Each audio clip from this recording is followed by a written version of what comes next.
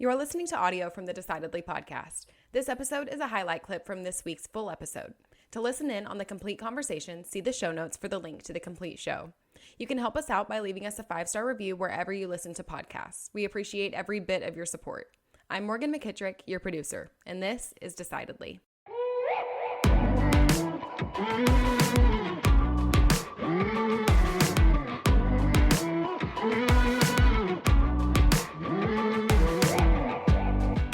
Let me ask you a question then. You're the expert on this. In my company, there have been people who have started to send me messages via Microsoft Teams, right? And I'm used to my emails. I look at my emails. I run my whole business on that.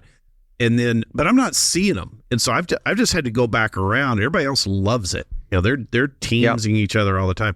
And I was like, guys, I'm not going to read this. I got too many other irons in the fire. I think I get an answer for Nick. So you're saying everyone loves it and you don't love it? Yeah.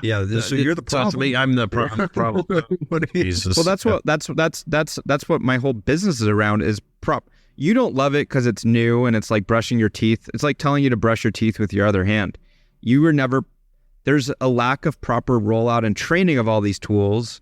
And so if you don't know why to use it, how to use it, when to use it, like putting it on steroids and using third-party integrations and all these things, then of course you're not going to like it. You're going to want to stick to what you're comfortable with. But all these tools can fundamentally transform your productivity if you leverage them properly, and that's what we do as a business. You have to know when to use them and how to use them. At the end of the day, the most important thing in a business to be high performing is that you know where to look. Like going on this scavenger hunt, did Shawn text me, or was that in an email, or was that in a Microsoft Teams message, or was that in SharePoint? And you go on a scavenger hunt because you don't know where to look for stuff. Right. That's the silent killer. So if you just all aligned as a team, for these types of things, this is where we're going to put it. For this type of thing, this is where we're going to put it. At least you know in any scenario what drawer to open. Does that make sense? Yeah, and that does. Look, nothing is faster than email or text, right? Which is why people like it. It's really fast to email Shawn, can you do this by Wednesday? Hey, Shawn, what do you think of this? Hey, Nick.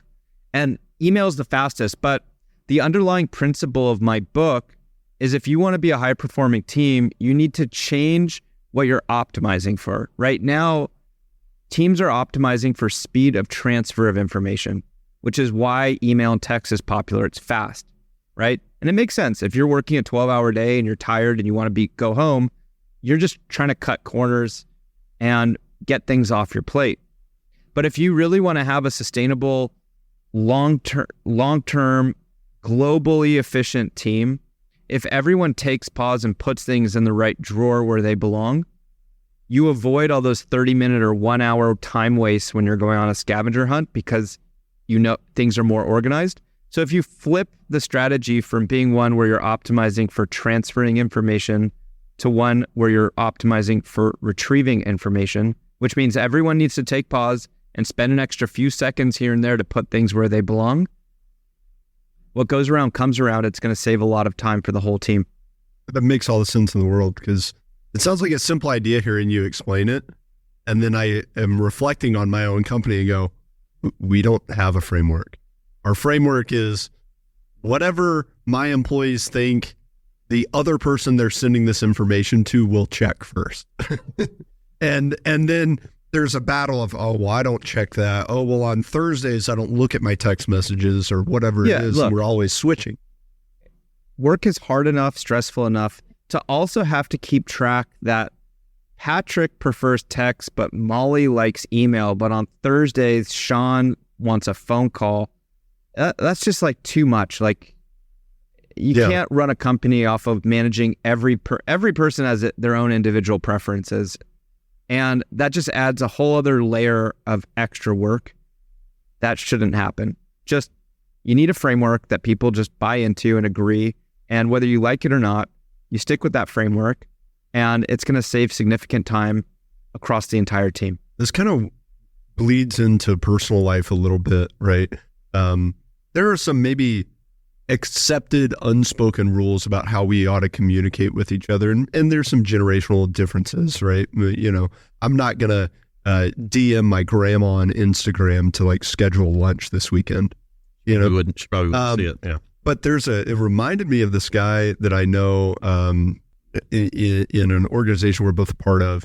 And he braggingly shared with the room one day, don't ever call me. If you call me and I don't answer, don't leave me a voicemail. I'm not listening to that voicemail. And if you do call him and he doesn't answer, his voicemail says, I'm not going to listen to your voicemail. Okay. And he becomes someone that I just don't interact with because I'm like, wait, you're dictating to me? Like I have to communicate with you on your terms and your terms only? Like, I don't know. There's some pretentious, there. I don't like it. It just rubbed you the wrong way. It's like, yeah, well, fine. I'll solve that. I'll never leave you a voicemail because I'll never call you. But how has it impacted your own, like, do you adopt any best practices for personal life and how to communicate and put things in the right channels? Well, I try to stick with text message for personal and not mixing that with business. I have similar principles of things. Like I believe in asynchronous communication. In the case that you were mentioning about the voicemail, I would just send an audio message to the person over text and then let them call you back or audio message you back. But yeah, look, time is time. And for me, whether I can save a second in my personal life or a second in my business life, it's all coming from the same bucket.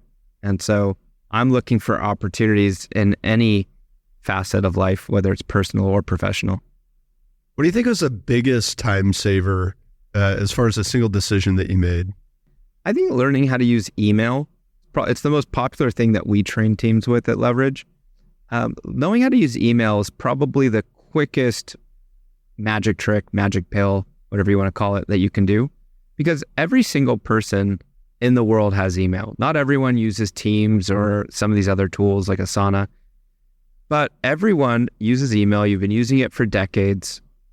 And if you think about it, all email is an external to-do list that other people can add to. And just like any to-do list, you want to knock things off your list. It's the same with email. And we have a really robust framework called RAD, reply, archive, defer. Those are the three things you can do with any email. But depending on volume of email, we see 3 to 5 hours a week, literally, that you can save just learning how to use email properly. And what's pretty cool with email is it's a single user activity, meaning if the rest of your team isn't using email right, like they're not following that RAD framework, they don't know about snoozing or rules or any of the fancy stuff, it doesn't negatively impact you. You get the full benefit by knowing how to get to inbox zero. When you're talking before about Microsoft Teams, if you're not using it properly, that negatively impacts the rest of your team because as they're trying to adopt best behavior and message people and channels and do stuff, now they've got to know, when I'm talking to Shawn, we've got to go to email because Shawn doesn't go into Teams. Well, it might have been it was the wrong type, as you mentioned, it might have been that it was the wrong type of communications for that platform, which I think was the issue that was. Might have been? It probably was, yeah. Now you said a phrase a minute ago. You were talking about inbox zero, and I remember one time I did get my inbox. You ever gotten your? You've actually called me to tell me. I did. I was so excited. Yeah. But it was ultimately I felt like I was sweeping water off the beach because it just filled right back up. I mean, just with seconds. Well, there's a little metaphor sometimes I use, right? Which is, imagine you've got a sink that's overflowing with water. You can learn how to mop faster and maybe you solve the problem temporarily. But tomorrow, if you don't fix that pipe, the floor is going to get wet again and you're going to have to spend another 5 minutes tomorrow mopping and another 5 minutes the day after. And so if you want to kind of have a long-term sustainable strategy, it's worth the investment to sometimes fix that pipe. Back to talking about finance, you can invest money, you could buy a house, you could buy stocks, or you can spend money. You could buy a car or you could buy clothes. And it's the same with your operations and with time. You can spend time watching TV or watching paint dry or whatever you want to do, or you can invest time, and that's the fixing the pipe, right? You can invest time learning how to use email, right? And that RAD system. You can invest time training your team on using Microsoft Teams properly and structuring it properly with strategic channels and naming conventions and third-party integrations. Like, these are all investments that upfront take you a little bit of time, but after a few days, weeks, months, you'll be saving more than what you had invested. And then every month now you've got an extra 10 hours a month gifted to you that starts stacking up. So the example you're talking about before, you probably didn't fix the pipe. You probably just mopped the floor in that case. No, that's exactly. Right? Yeah. In email, I've learned a few little tips and tricks, but I've never done any formal training. I've got the rules of, I don't have a junk email because it doesn't, once you send me some BS email, I got the rule set up and it's gone forever. Right. And I've started using keyboard shortcuts, which seem like they don't save me that much time, but I don't ever have to use the mouse when I'm in my email and boom, boom, boom, boom, boom, just reply. Just keyboard shortcuts can actually, it's one of these invisible things that don't dismiss the keyboard shortcut.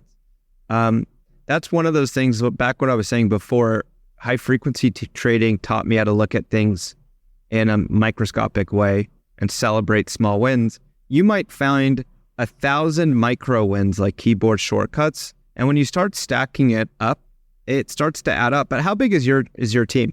My team is smaller than Shawn. Shawn's got about 20 people. We've got 4 right now. 4. So let's just call it 25 people for round math between the two of you, right? And let's use your example of the shortcut. Say it saves you 2 seconds per email. Instead of moving the mouse to archive, you can hit the letter E. How many emails do you think you get a day? Say 150. All right, let's round it down to 120 for easy math. And for easy math, let's just say it's 1 second instead of 2 seconds to move the mouse, but it's probably closer to 2. Okay, so let's just say that saves you 2 minutes per day. And it's probably more because we're being conservative. At the end of the week, that's 10 minutes. At the end of the month, that's 40 minutes. At the end of the year, that's, 8 hours, 25 people. So that's 200 man hours across the two of your teams for free that you just got gifted back. Like, imagine what you can do with 200 man hours. Like, what would you pay for a free 200 man hours right now that next week, like, you get 200 man hours of stuff? My point is, that's 200 man hours on one stupid thing. I guarantee you, if we brainstormed for a couple hours here, we'd find a few dozen of these types of things, get you over 1,000 man hours back a year on some dumb stuff. And then teaching Inbox Zero, teaching Microsoft Teams, teaching all these things might get you past the 10,000 mark across a team of 25. Like, imagine what you could do with 10,000 hours extra by the end of the year. Your business would look totally different, wouldn't it?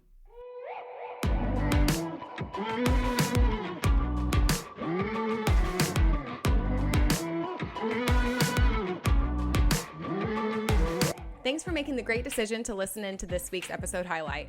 If you want more of what you just heard, see the show notes for the full episode. As always, for the latest decision-making tips, find us on decidedlypodcast.com or on Instagram @decidedlypodcast. And be sure to sign up for our weekly newsletter from the link in the show notes. Don't forget to leave us a 5-star review as well. We read all of your comments, so if you learned some decision-making tips today, let us know. Until next time, this is Decidedly.